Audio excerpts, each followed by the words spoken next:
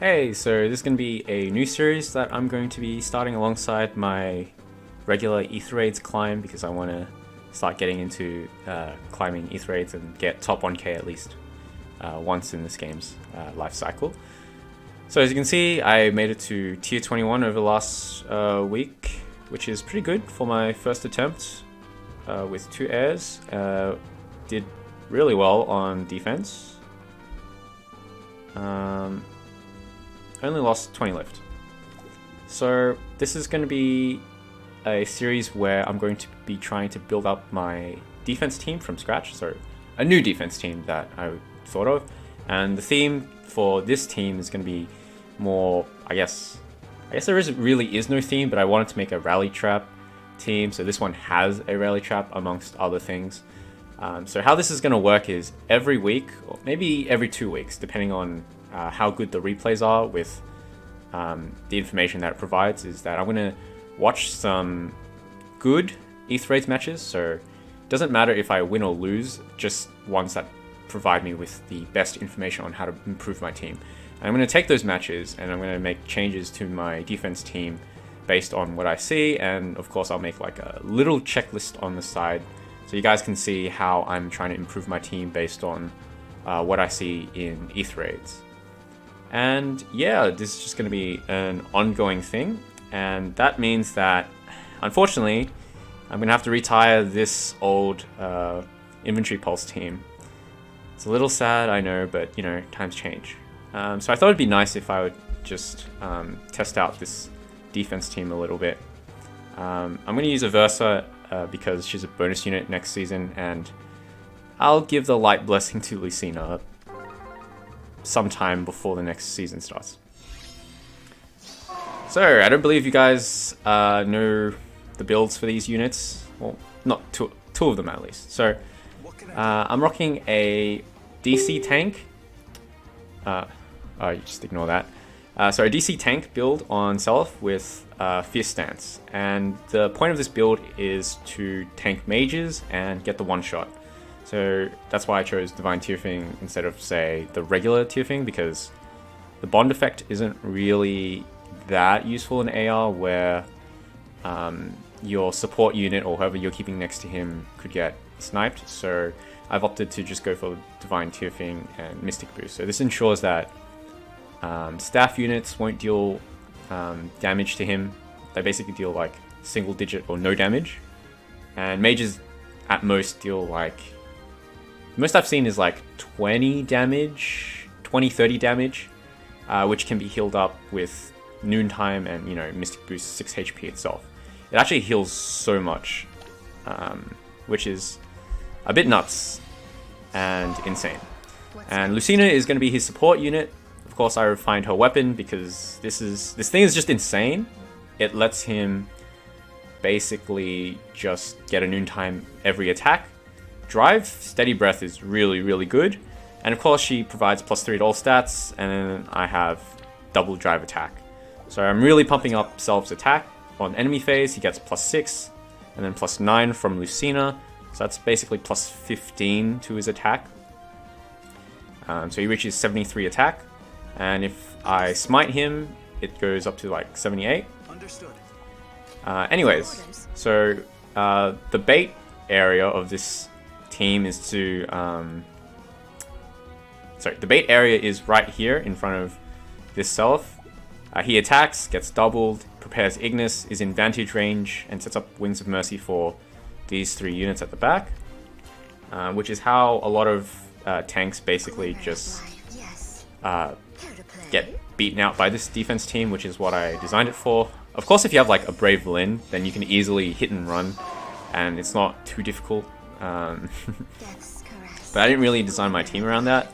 I just thought that a lot of people would just end turn a lot in for Ether Raid, so this team was made with that in mind. So anyways, I'm gonna smite Seliph here, mitigate the chill res and chill attack, move the other airs here, and I'm gonna bait Sorin with this Aversa over here. So this should set up a good third turn. you can see right there, Noontime heals like 16. 26 damage from a Dragon Fang Lilina. And only 18 damage from Sonya. So as you can see, this build can tank pretty well. He gets a pretty high visible res stat if he doesn't get debuffed, which is really good for tanking Blazing Special. So at most, I think from a Blazing Special he takes like, again, 30. But of course, he can't tank everything. So obviously I have to, you know, be careful. Let's go. Understood. Here to play. So all that's left is just the Noe and the Seliph here.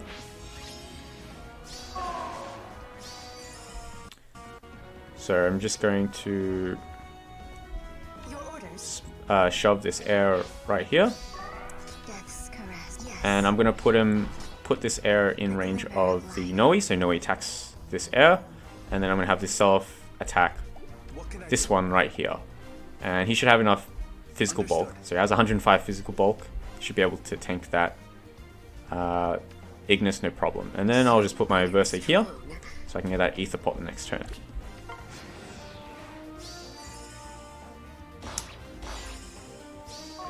Okay. There we go. And all that's left is to take out this Noe. Certainly. Death's caress. Yes. And that's how you do it. Didn't need to test the traps at all. I'm gonna miss this team. But enough of that. So, time to move on to the team that I've been building up. Right here. So, my initial goal was to just make any team with like a rally trap, right? So, my rally unit is going to be Kagero and... Hold on. So I have Ephraim in the last slot here. So that means this Kagero is going to rally Ephraim. That's going to be my target. Eventually I want to pull for a rally up skill, so rally up attack. So so she rallies basically everybody and gets free stats. So she rallies this Ephraim and he attacks whatever's in range, and he has lunge and heavy blade. Right now I'm obviously thinking of replacing Ephraim with Roderick, but I have no Roderick's. So this is going to be a long grind to plus 10 if I want, you know, the best results. But I decided on Roderick because not a lot of units can run Vantage and Null Sea Disrupt. In fact, the only one that can do that is Kronia, and she needs to have the enemy be not at full health to do so. So that's why I wanted to use Roderick. Also, Roderick is going to shut down a lot of Vantage strats that people will tend to do or use, I guess. This Seliph, he's built to be a really, really annoying unit. So he has 30 impact, so you can't just double him, and it really just helps with making him really, really bulky and sets up a possible Wings of Mercy from this Azura. He's also running Sudden Panic and Panic Ploy, so this entire column he is likely going to panic the units, and obviously Sudden Panic for the, you know, Aversa effect minus the debuffs. So instead, I also have this Micaiah. Now, as soon as COIL came out, I was like, Micaiah is probably going to be the most useful unit, and, you know, lo and behold, she basically fits what I was looking for in this team, and I just basically gave her the aerobatics. There's kind of 2 traps with this team, and this team also functions without a dancer. So if some reason someone stops this Azura, then there are other ways for this team to mess you up. So I'm just going to go over the 2, I guess, bait areas. Oh wait, sorry, before I do, I should finish going over units. Legendary Azura is there because Grey Waves and Prayer Wheel give buffs to all stats and 3 move to Kagero, who is never going to be one-rounded. Right now she's running Flashing Blade and Miracle, but I might wait to get more speed on her before I do that, or, you know, run Darting Blow instead. So this Cecilia is just your bold fighter Cecilia. The point of this Cecilia is basically just she receives ground orders and just teleports in unexpectedly to bold fighter somebody.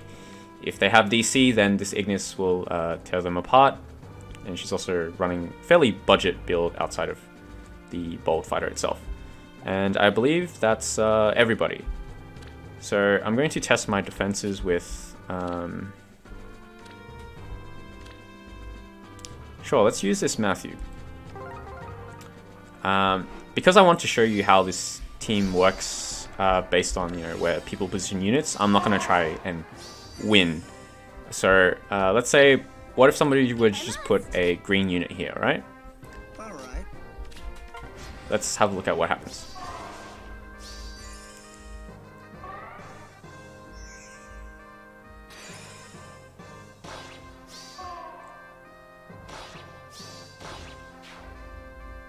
So already there's like kind of a problem because I have movement skills and everybody's moving in front of Ephraim. I really need to find that Roderick so that, you know, he can initiate and double reliably because Ephraim with his allies just doesn't work. And here I guess it's just a free setup. Do I have to? Man, I'm really not good at this. But anyways, so the positioning here is not that bad actually, because here you have these two units who can just swoop in. That is, of course, if Cargo wasn't snipeable, but, you know, let's say if I were to use Roderick, right? Roderick would just be placed here, and it would be tough to approach Cargo without, you know, putting your entire team at risk. So that's why I wanted a Roderick as well. So in case there is a green unit, it makes the turn 2 of this team really threatening as well. And now Azura is in the back, and she's like, because she danced, she's still in the back, right? And at this point, if any of my units get below half HP, she can, you know, just warp in and dance. And of course, Micaiah, just chilling. Just chilling. Anyways, so let's restart and bait from a different position. So let's say you didn't want to bait from this spot here. What if you were to say just If I must. bait from this location? Well, as you can see, Do I have to? Death's caress. Here to play? Yes. Let's go. well, not yet. Let's have Cargo rally, dance, and attack. And then you have Seliph, or whoever can get the KO. This formation is like not that great, to be honest, because Cecilia is now stuck at the back. But Seliph and Ephraim up front And now? aren't too bad. Certainly. So let's restart. Now you would have seen this before, but I obviously put my traps here and here for two reasons: to make the tactics room harder to snipe, unless you have like a two flying units to take out this and then reposition away, so that using ranged units is a lot harder. You can't just, you know, Reinhardt in this Ephraim. You'll either need, you know, a Vantage Sweeper plus debuffs and some other things. So I think that's the basic gist of the team. Kind of curious to see how this team would go, but I already know that this team loses to a Vantage Sweep. And how I know that is because I've swept this team with Matthew before, but sadly I actually don't remember how I did it in the first place. But instead, I'm going to do it in a more fun way.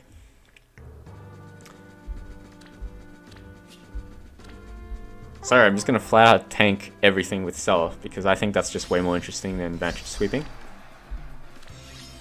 Plus, if I didn't use Seliph, that would be a crime to my channel. Death's caress. So big and strong. And I don't want that, do I? So what I'm going to do is I'm just going to set up this Self. So I'm just going to have a Versa Smite this Self over here. And I can see this strategy being very successful against me to avoid the sudden panic. Because all of my traps are in these two columns, basically this entire column, well, everything on the left side of the map is pretty open, and there's enough space for you to set up some smite strategies. I'm just going to wait till level 3 to get the damage off, even though the healing tower is going to heal it back up. At least Azura takes 25 damage, you know? So I'm just going to move Self here, shove up. Maybe I should consider swapping this Ether Fountain with this Bolt Tower, so it's really annoying to snipe. Anyways, let's see how this unfolds.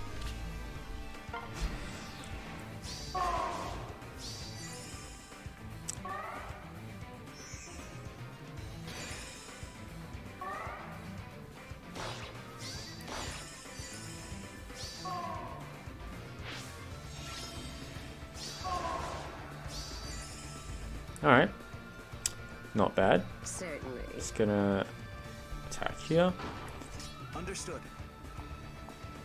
And I'm just going to set up Self here. Yes. Okay. I'm just going to leave one of my heirs in range so that this Makai suicides. She deals more than 5 damage as well.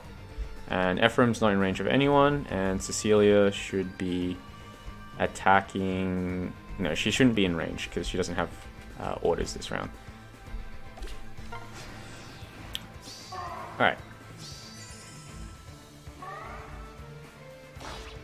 There we go.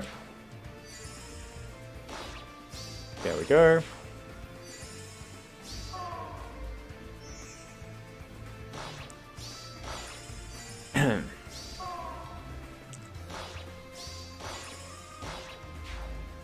Yeah, I feel like the Vantage strategy really works against my team because that means that Ephraim is closer to his allies now, because when you use Vantage strategy or just face tank near the enemy units, they're just closer together. So, what am I going to do? I'm going to smite. Yes. I'm going to... Is this too close? Alright, let's see. 73 attack. Let's go. Self on enemy phase gets 63 if I smite him up.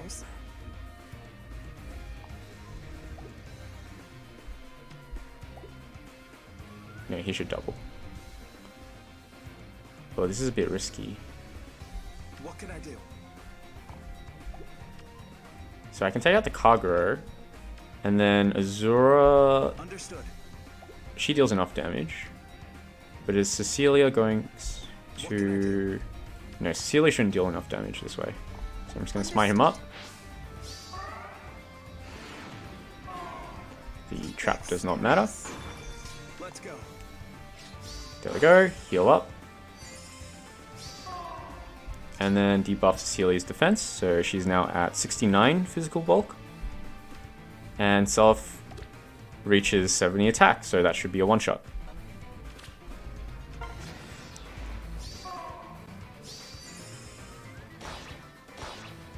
Or not. Well,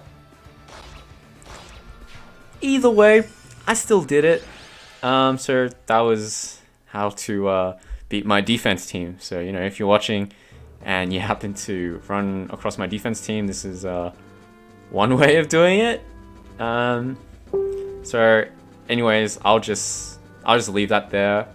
I'll come back next time, or I'll make a new video when I have some more tools available, maybe more skills, some cool defense teams. Oh, right.